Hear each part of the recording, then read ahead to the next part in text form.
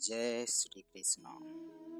दोस्तों, मायावी इस संसार में यूं तो कई सारी समस्याएं या कहें मुसीबतें हमेशा हमें घेरे रहती है और हम चाहकर भी उससे छुटकारा नहीं पा सकते हैं, क्योंकि हमें इससे पार पाने का तरीका ही पता नहीं होता।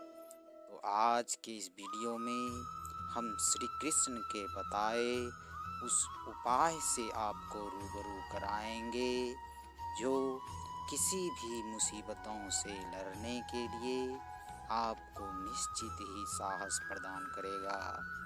दोस्तों, यह महाभारत काल की बात है। एक बार कृष्ण और बलराम किसी जंगल से गुजर रहे थे। चलते चलते काफी समय बीत गया और अब सूरज भी लगभग डूबने वाला था।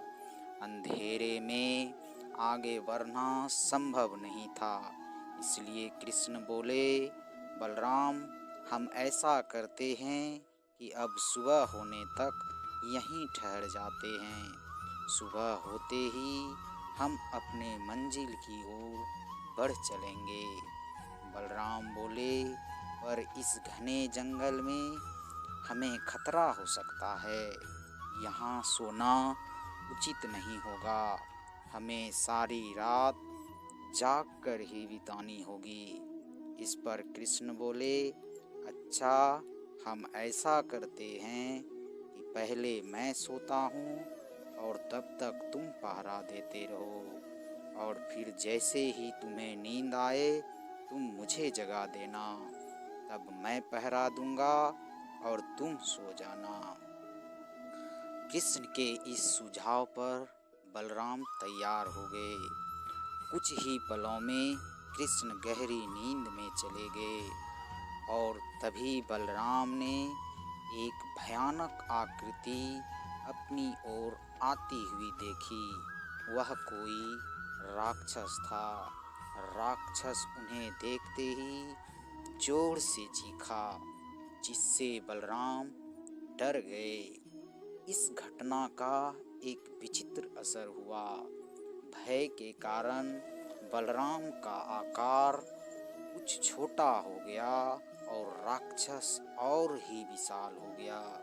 उसके बाद राक्षस एक बार और चीखा और पुनः बलराम डरकर कांप उठे। इससे अब बलराम और भी सिकुड़ गए, जबकि राक्षस पहले से भी बड़ा हो गया। अब राक्षस धीरे धीरे बलराम की ओर बढ़ने लगा।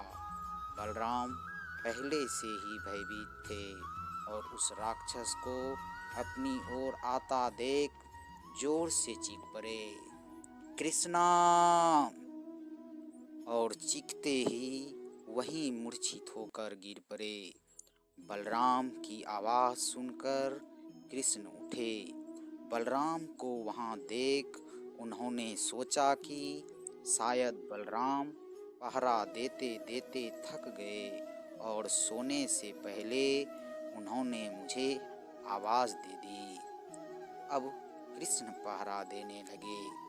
कुछ देर बाद वही राक्षस उनके सामने आया और जोर से चीखा। कृष्ण जरा भी नहीं घबराए और बोले, बताओ, तुम इस तरह क्यों चीख रहे हो? क्या चाहिए तुम्हें?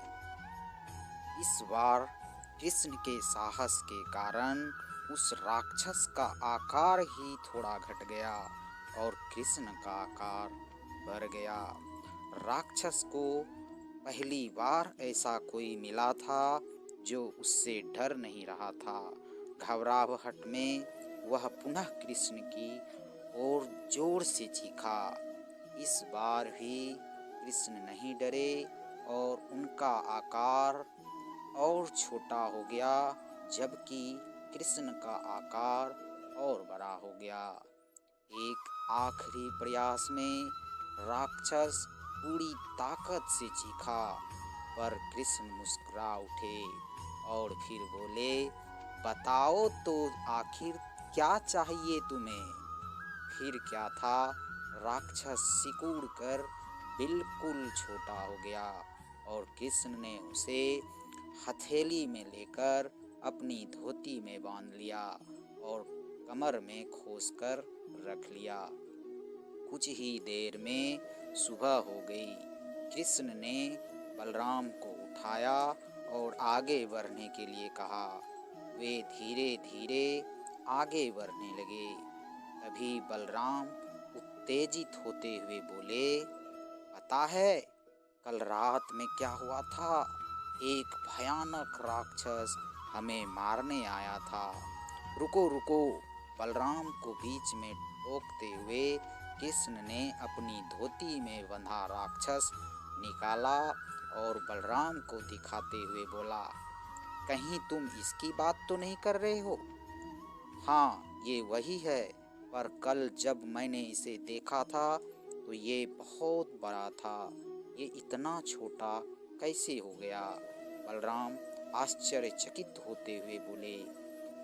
इस पर कृष्ण बोले, जब जीवन में तुम किसी ऐसी चीज से बचने की कोशिश करते हो जिसका तुम्हें सामना करना चाहिए, तो वो तुमसे बरी हो जाती है और तुम पर नियंत्रण करने लगती है।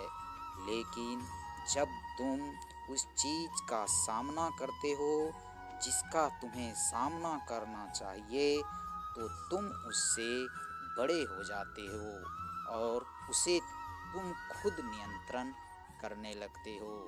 इसलिए दोस्तों, मुसीबतों से लड़कर उसे अपने नियंत्रण में लाने का प्रयास कीजिए, वह स्वतः ही समाप्त हो जाएगा।